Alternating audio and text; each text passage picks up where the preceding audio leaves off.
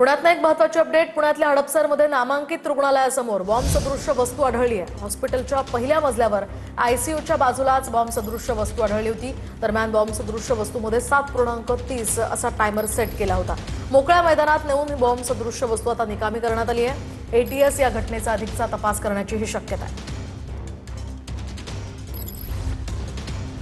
पुण्याच्या हडपसरमधील एका नामांकित रुग्णालयाबाहेर बॉम्ब सदृश्य वस्तू आढळली।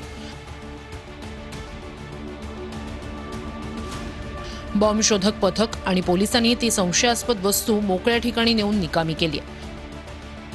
बॉम्ब सदृश्य वस्तूमध्ये 7:30 असा टायमर सेट होता, त्यामुळे एकच खळबळ उडाली होती। पुणे पोलिसांकडून रात्री उशिरापर्यंत ही कारवाई सुरू होती। आरोपी हा इलेक्ट्रिक ओला दुचाकीवरून आला होता। त्याचा सीसीटीव्ही समोर आलाय। अतिदक्षता विभागाच्या बाजूला असणाऱ्या पुरुष स्वच्छतागृहात ही संशयास्पद वस्तू ठेवण्यात आली होती। सीसीटीव्हीच्या माध्यमातून पोलिसांकडून संशयित आरोपीचा शोध सुरू आहे।